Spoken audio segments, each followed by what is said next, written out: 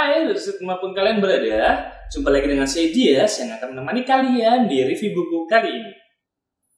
Review buku kali ini diambil dari buku The End of Me dari Kyle Edelman. Seorang staf mahasiswa yang bernama Andre akan mereview buku The End of Me ini. Tidak sabar untuk melihat dan menantikan review buku kali ini. Check it out.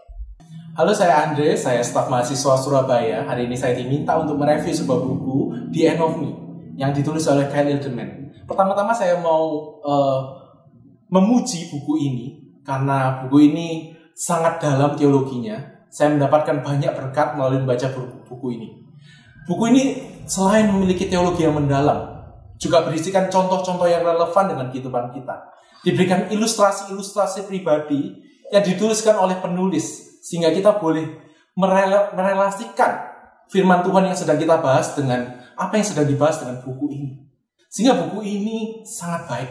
Juga di akhir dari buku ini ada pertanyaan-pertanyaan yang menantang di setiap akhir bab dari buku ini. Sehingga mampu membuat kita dapat mengaplikasikan apa yang sedang kita bacakan di dalam kehidupan kita sehari-hari. Ketika kita melihat cover dari buku ini, ada sebuah tulisan yang mengatakan hidup yang dijungkir balikan ketika kita mengikut Yesus. Sehingga ketika kita merenungkan perkataan ini lebih dalam, ada perbedaan yang esensial ketika kita mengikut Kristus dan juga apa yang diharapkan di dalam dunia ini.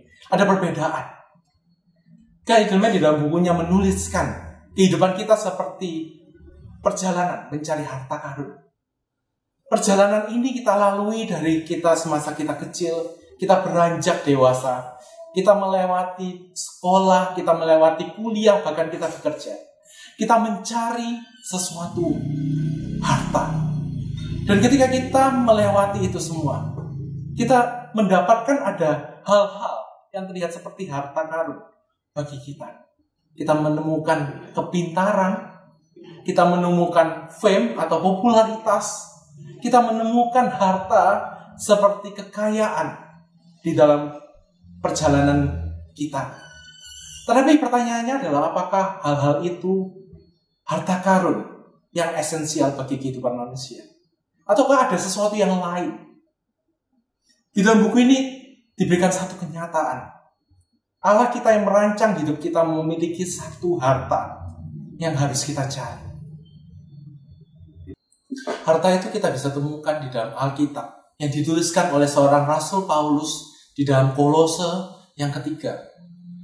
Paulus mengatakan, sebab kamu telah mati dan hidupmu telah bersama-sama dengan Kristus di dalam Allah.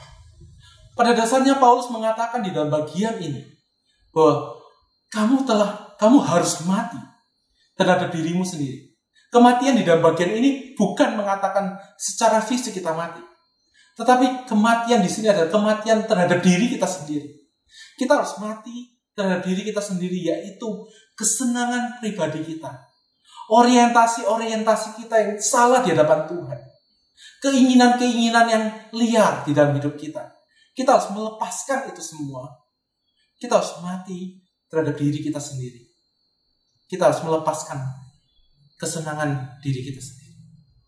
Ketika kita telah mati bagi diri kita sendiri, itu merupakan undangan bagi Allah untuk datang di dalam hati kita, untuk membentuk hati kita dan menuntun kita menjadi pribadi yang baik. Pertanyaan selanjutnya adalah, kenapa kita harus mati untuk diri kita sendiri? Karena itulah yang diharapkan oleh Tuhan Yesus kepada kita, pengikutnya. Karena Dia yang mengajarkan itu dan Dia menginginkan itu di dalam kehidupan kita. Dia meminta para muridnya, ketika engkau mau mengikut aku, engkau harus memikul salibmu dan engkau harus mengikut aku di dalam perjalanan yang mengubahkan dirimu. Hal-hal itu yang menuntun kita untuk hidup yang dijungkir balikan untuk mengikut Kristus.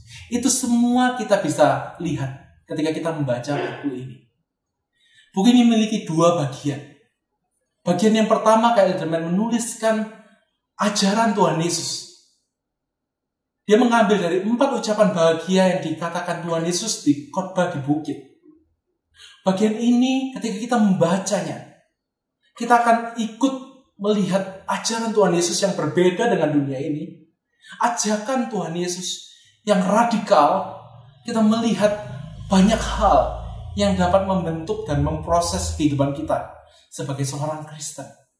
Bagian yang kedua, kita akan melihat keakuan kita, progres perubahan, progres pembentukan kita yang tidak mudah, yang sangat menyesakkan hati kita, menyulitkan kita. Karena lebih mudah bukan untuk kita hidup seturut dengan dunia ini. Kita merasakan kesakitan untuk mengikut Kristus. Tetapi ironisnya, di saat yang bersamaan ketika kita merasakan kesulitan itu, di sanalah Kristus hadir. Di sanalah Kristus hadir dan membentuk kamu. Dia hadir di dalam hidupmu. Dan dia menguatkan kamu untuk berubah. Izinkan saya masuk lebih dalam untuk menjelaskan buku ini. Saya merindu untuk membagikan bab yang pertama di dalam buku ini yang berjudul Dihancurkan untuk Menjadi Utuh. Bab pertama dimulai dari seorang yang bernama Fabio Chavez, seorang pemuda dan pemusik profesional. Dia datang ke tempat pembuangan sampah. Dia melihat banyak sekali sampah dan pegunungan sampah. Dan di tempat itulah Fabio Chavez ingin membuat sebuah sekolah musik bagi orang-orang atau anak-anak yang tinggal di dalam daerah itu. Yang menarik adalah Fabio Chavez menggunakan sampah untuk membuat alat-alat musik, cello, flute, drum, dan alat-alat musik yang lain. Dia melatih anak-anak yang tinggal di daerah sana untuk memakai alat musik yang terbuat dari sampah itu. Kita hidup di dalam dunia yang memiliki budaya membuang daripada kita merestorasi atau merecycle sesuatu. Sehingga kita sulit untuk melihat keindahan dari sampah atau recycle dari sampah itu. Bagian ini atau ilustrasi ini benar-benar menggambarkan Kristus yang juga datang dari surga, turun ke dalam dunia ini. Dia datang dan dia di umur yang ke-33 mati di atas kayu salib dan dia bangkit untuk orang-orang yang percaya kepadanya sehingga diselamatkan. Yesus datang seperti Fabio Chavez ini menghampiri tempat yang dipenuhi dengan sampah ini. Tapi apa yang dia lakukan kepada sampah ini? Apakah Tuhan Yesus membuang sampah, yaitu kita, manusia-manusia yang berdosa? Tidak. Dia datang dan menyelamatkan manusia yang berdosa itu. Jangan membawa kita kepada perkataan Tuhan Yesus, ucapan yang berbahagia yang dikatakan Tuhan Yesus ketika dia berkhotbah di atas bukit. Tuhan Yesus mengatakan, berbahagialah orang yang miskin di hadapan Allah, karena dialah yang mempunyai kerajaan surga. Tetapi ketika kita mendengar perkataan Tuhan Yesus ini sangat aneh bukan? Bahkan terlihat paradoks atau bertentangan dengan dunia ini. Di dunia ini kita merasa bahwa orang-orang yang berbahagia pastilah orang yang memiliki uang, orang yang memiliki harta. Itulah orang-orang yang berbahagia. Tetapi Yesus berkata, orang yang berbahagia adalah orang yang miskin di hadapan Allah. Karena di hadapan Allah inilah kuncinya. Bahwa Tuhan tidak melihat harta kita, tapi Tuhan melihat hati kita.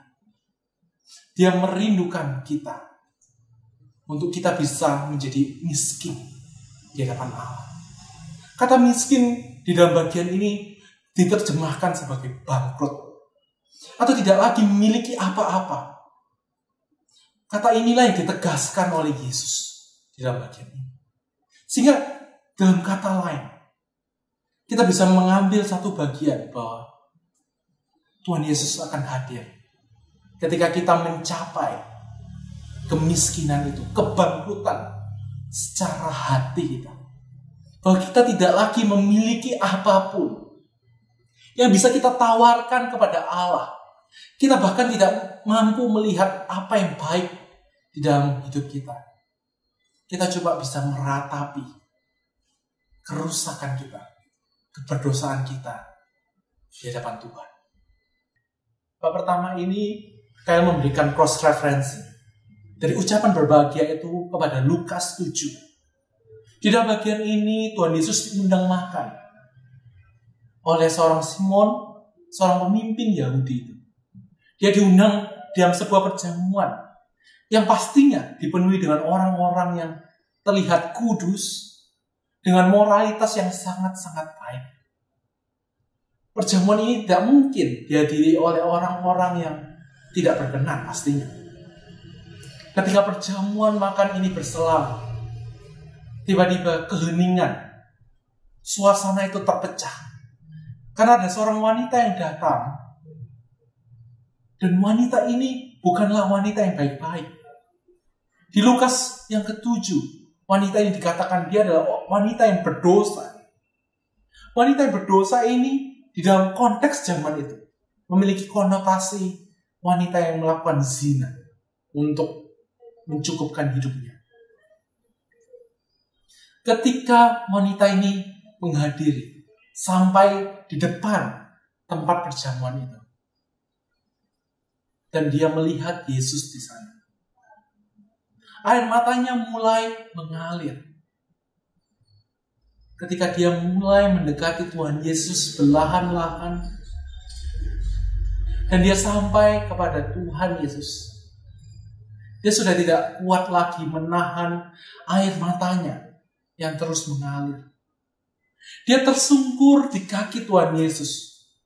Dia menangis. Dia mulai membasahi kaki Tuhan Yesus itu. Dan dia membasuh kaki Tuhan Yesus yang kotor itu. Karena Simon, pemimpin Yahudi itu, tidak membersihkan kaki Tuhan Yesus.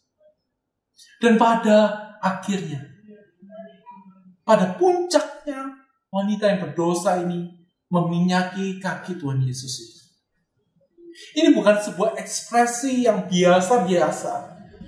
Ini adalah sebuah ekspresi yang radikal yang dilakukan oleh wanita yang berdosa ini. Mengapa ekspresi ini dikeluarkan? Yang pastinya wanita yang berdosa ini sampai di akhir keakuannya, dia sudah sampai kepada pernyataan pengakuan bahwa dirinya rusak dan perlu diampuni oleh Tuhan. Tapi bersyukur kepada Tuhan, wanita ini menjadi perwujudan ucapan berbahagia Yesus itu. Yesus berkata, berbahagialah orang yang miskin di hadapannya. Dan wanita ini berbahagia karena dia mencapai akhir daripada dirinya sendiri. Dia sudah tidak lagi memandang dirinya sebagai seorang yang layak di hadapan Tuhan. Tetapi apa yang dilakukan Tuhan ketika wanita ini meminyaki, membersihkan kaki Tuhan Yesus? Tuhan Yesus mengampuni wanita ini. Tuhan Yesus membereskan permasalahan wanita yang berdosa ini. Dia mengampuni dan membentuk ulang wanita yang berdosa ini.